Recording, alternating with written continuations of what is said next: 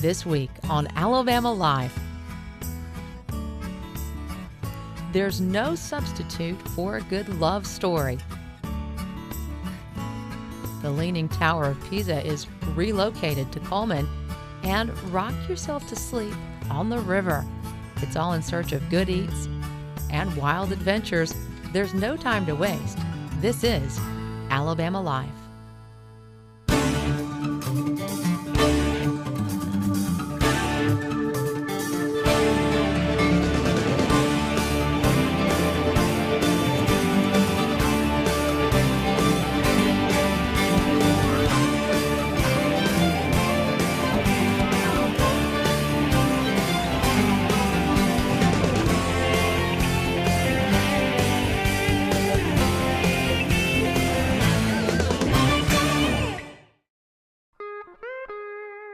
Coming up on Alabama Life, Yum Yum in my Tum Tum.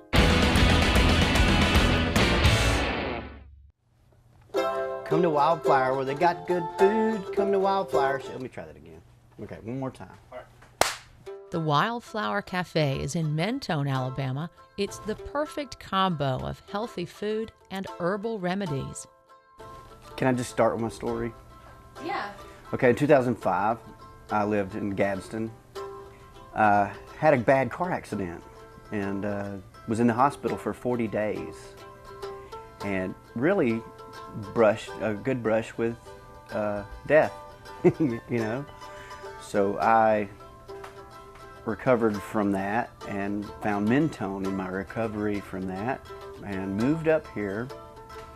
Started working for Miss Margaret Baker, who founded the Wildflower Cafe, and I threw on my chef coat and got inspired and energized. Felt better than I had felt the whole time since my recovery. As soon as I got that chef coat on and working, started robbing her cupboards and getting out everything I could find to come up with whatever I could create, because that creative, passionate energy had just started just sparkling.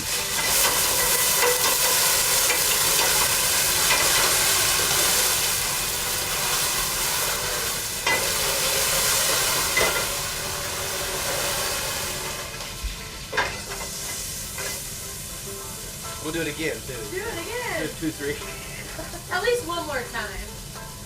You know, after the car wreck, I wanted to learn how to cook more healthy. While I was cooking up here, I wanted to learn how to be more healthy, because in that recovery, I realized how unhealthy that I was.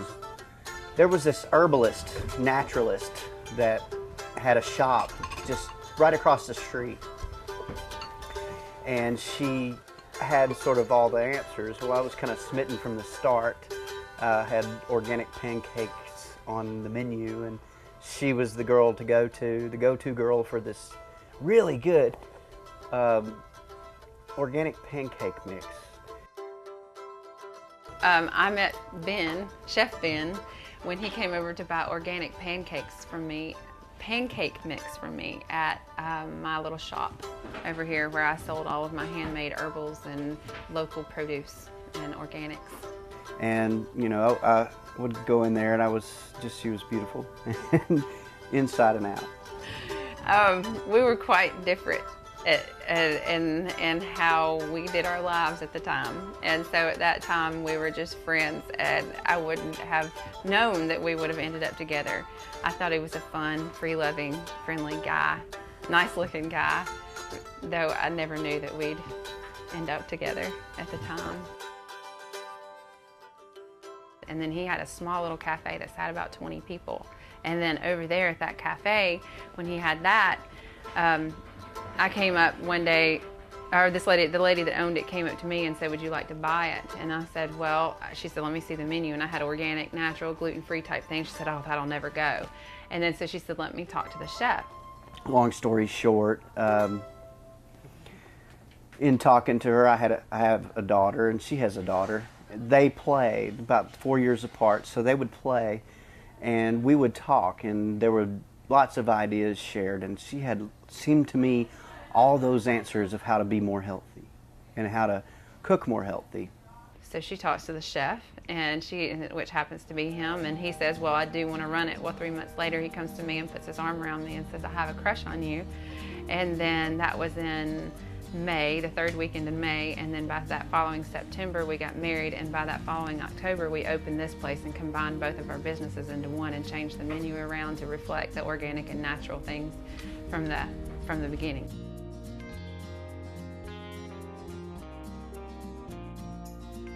I fell in love with cooking through love.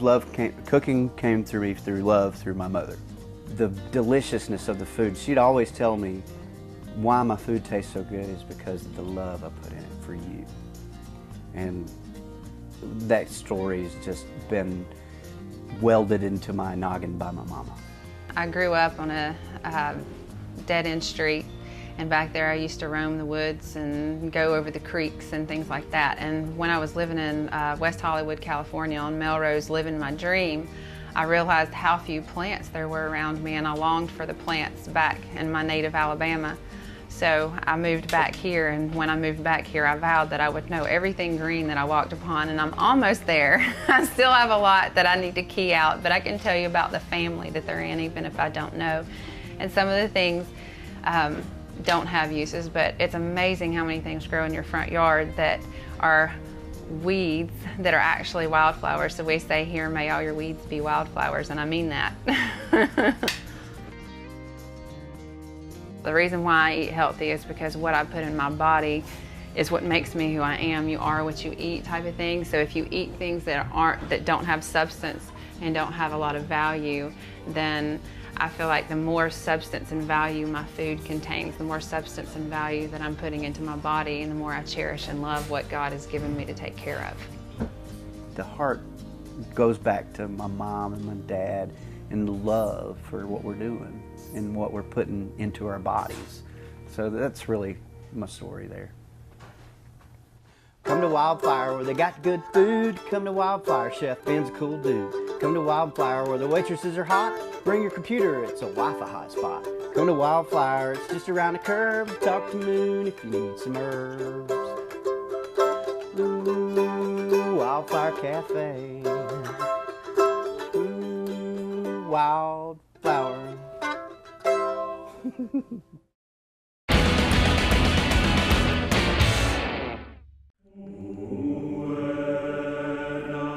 Coming up next on Alabama Live is the Ave Maria Grotto in Cullman, Alabama.